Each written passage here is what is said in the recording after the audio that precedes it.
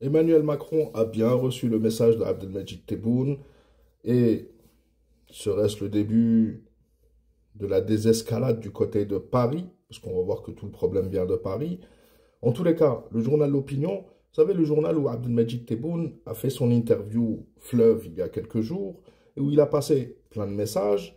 Le journal L'Opinion, ce même journal, nous apprend aujourd'hui qu'avec Alger, Paris veut retrouver une relation sereine. Et il était temps. Le problème, on va le voir, se trouve toujours à Paris. L'Élysée et le Quai d'Orsay ont une approche plus ouverte et pragmatique que l'intérieur, tout en restant ferme sur le cas Boualem Sansal. On va mettre le cas Boualem Sansal de côté, puisque c'est un fait divers, entre guillemets, même s'il est le symbole de beaucoup de choses et qu'il y a beaucoup de choses derrière ça. Boualem Sansal sera jugé et son état de santé ou le président de la République déterminera la suite et la justice détermineront la suite de l'affaire Boualem Sansal. Mais ce qui est sûr, c'est que la relation entre Paris et Alger, elle est beaucoup plus importante que ça, surtout pour la France, parce que comme on l'a dit, l'Algérie avance à pas sûr.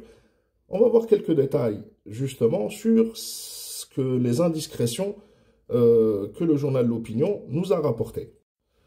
Notre position est claire et nous ne voulons rentrer dans aucune polémique.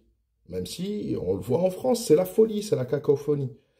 Répond une source diplomatique française, donc une source du ministère des Affaires étrangères français. Mais on sait que la diplomatie française est tenue apparemment, comme c'est le fiasco, comme c'est la basse-cour, il y a le ministère de l'Intérieur, il y a le ministère des Affaires étrangères, il y a les lobbies, il y a tout le monde qui s'en mêle.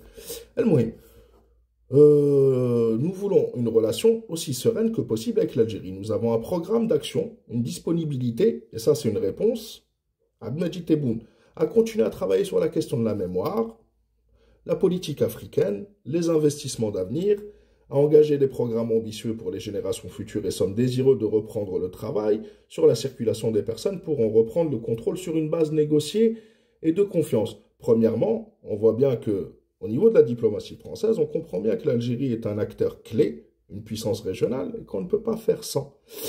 Deuxième chose, on voit que le message d'Abdelmajid Tebboune, et le journal lui-même va le dire, est bien passé.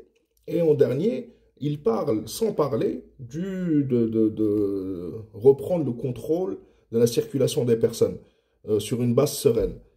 Je le dis, je le répète. L'Algérie, avec l'Algérie, tu peux discuter de tout. Mais pas de diktat.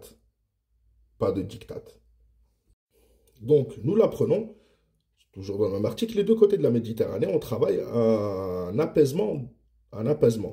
Des premiers contacts ont été pris. La France a pris bonne note des déclarations faites par le président Tebboune. Et contrairement aux fous qui ne savent pas interpréter un texte, oui, les messages sont bien passés apparemment. L'objectif à Paris est dorénavant de parvenir à dépassionner le débat. Et donc tout ça, ces insultes, ces bras de fer, etc., pour ça. C'est pas grave.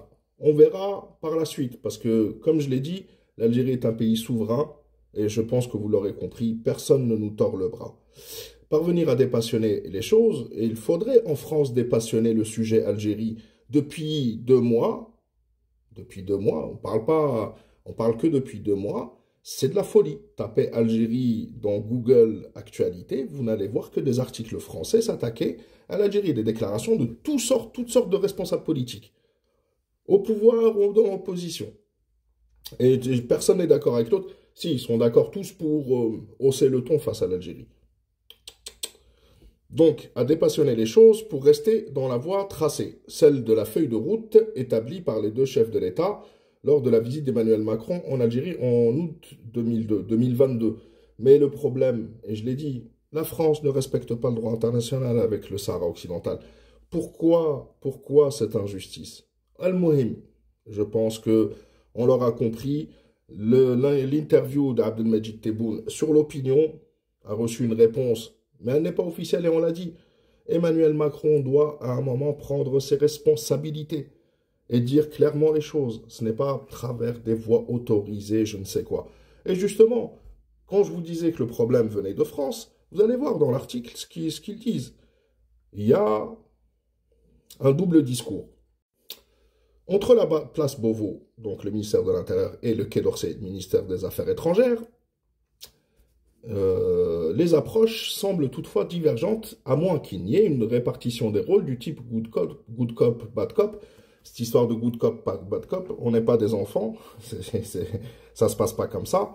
Au-delà de ça, je pense que c'est plus, et on le sait, les problèmes internes de la France qui font que il y a une cacophonie, Retailleau qui joue ses cartes, tout le monde joue sa propre carte, tout le monde veut faire du buzz et veut se faire aimer en France par rapport à l'Algérie, en la dénigrant pour la très grande majorité.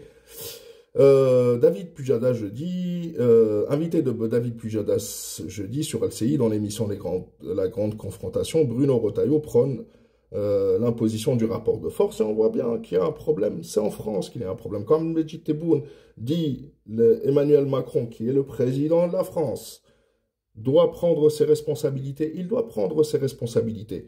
En attendant, l'Algérie continue sur sa route et personne ne nous tord le bras.